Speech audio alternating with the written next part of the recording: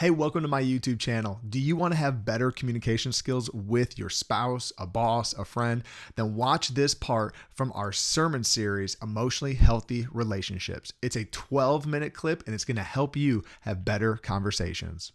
And so today we are going to discuss and teach you and teach ourselves how we have these conversations with each other. Because so last week we talked about the Holy Spirit being filled with the gifts of the Spirit.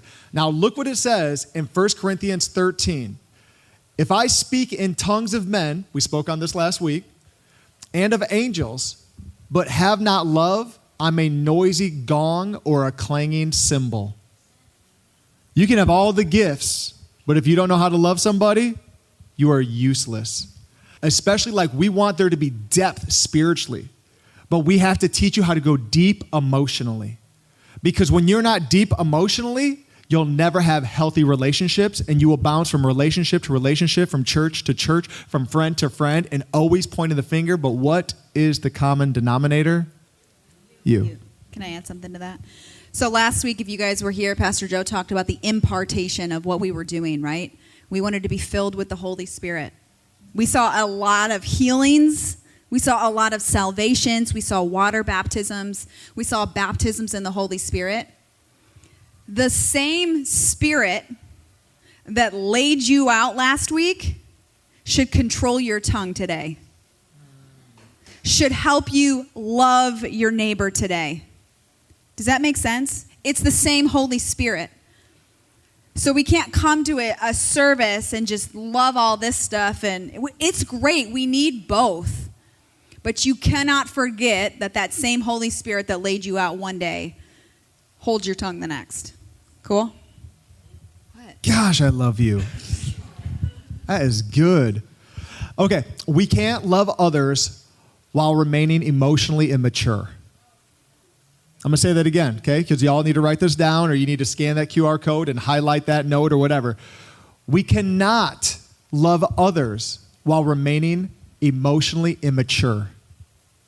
It's impossible to do. That's why in Galatians we're taught this, that true love expresses itself through the gospel only by faith working through love.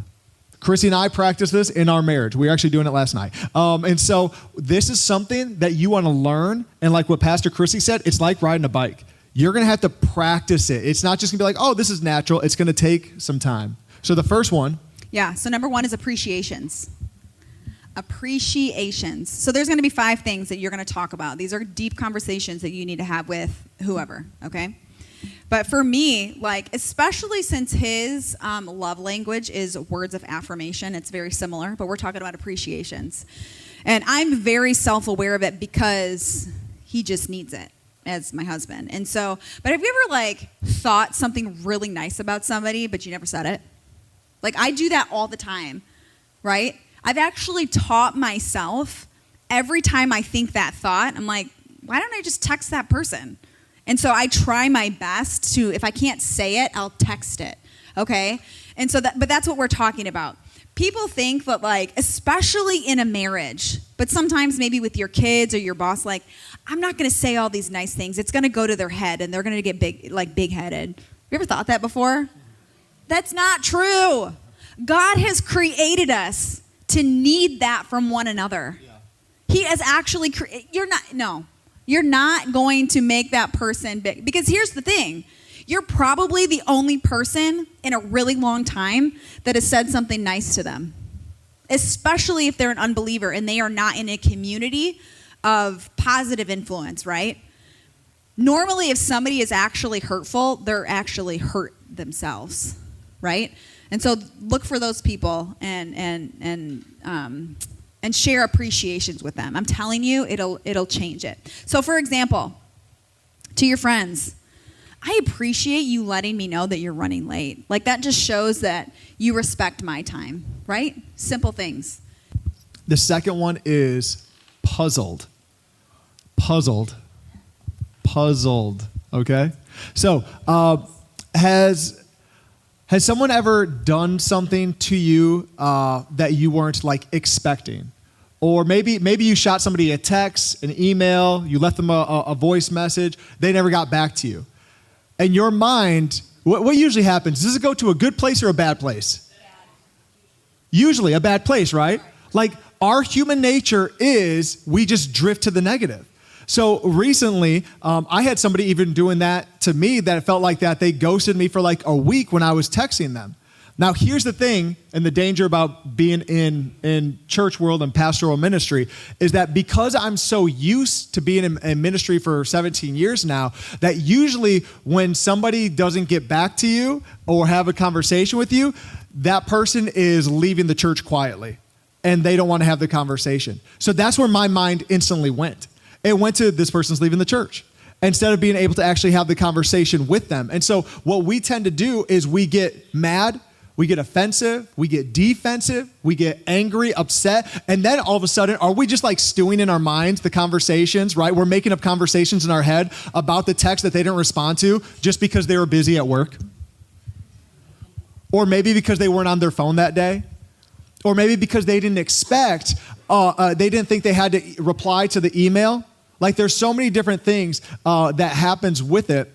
And so this is what we could do. The next time you're with that person, if you send the text, if you send the email, if you're expecting them to respond in some way, is you just say, I'm puzzled. I'm puzzled why you didn't text me back. And you just leave it there. You wait for their response. Now, what's healthy about this right now, we're learning this together because I did try this with somebody and they didn't understand when I said, I'm puzzled why you didn't blank. And they're just like, what? Like they were just like, what do you mean? What do you mean you're puzzled? Like we had to explain, like Joe's asking, he's saying he doesn't understand why this, and this. What is your response? Oh, so when we're all learning this together, it's healthy. But this is something to have that conversation with the person of like, hey, I don't want to be accusing. And so I'm just going to say I'm puzzled to be able to understand where you're coming from. I'm puzzled why you didn't text me back. I'm puzzled why you left dirty dishes in the sink last night. I just look in the mirror and say that. Why'd you do it? To a friend who's 20 minutes late and they didn't text you to say I'm running late. Hey, I'm puzzled why you're 20 minutes late and you didn't shoot me a text. So we're complaining with possible solutions. And so here's some possible verbiage. I noticed, blah, blah, blah. I'd prefer, fill in the blank. Okay, let me give you some examples. I noticed that you always respond with sarcasm, but really I would prefer just an honest answer. You don't have to be sarcastic about it. Just tell me up front, right? I noticed that you leave, this one hit home. I noticed that you leave your coffee cups in the car, but I really would prefer if you just stuck them in the dishwasher.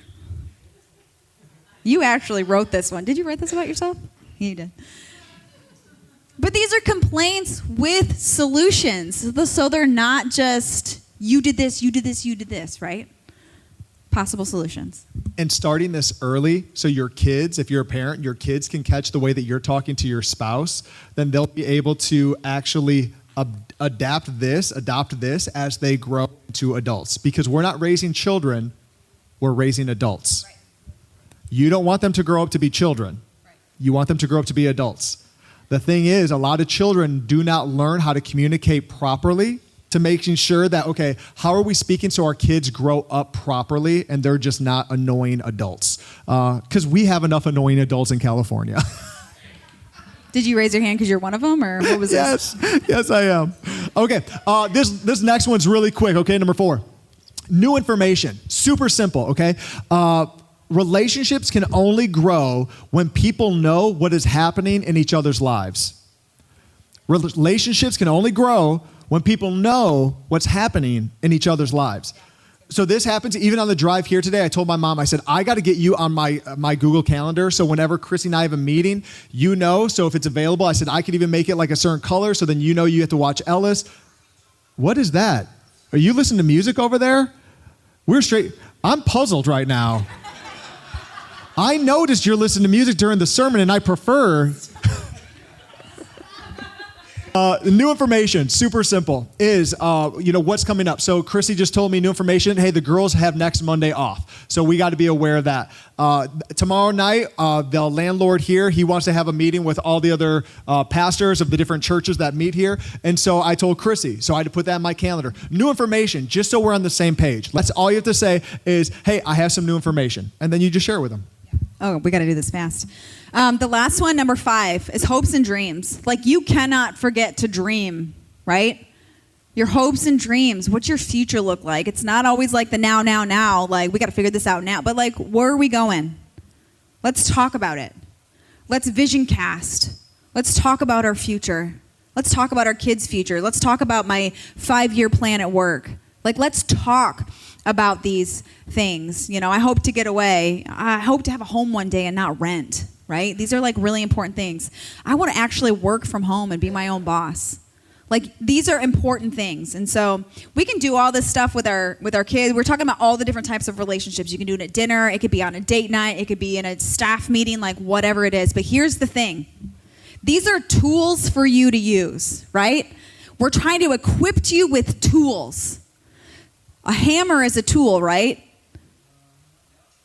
You can build a house with a hammer, but you could also tear it down and break some things. Am I right?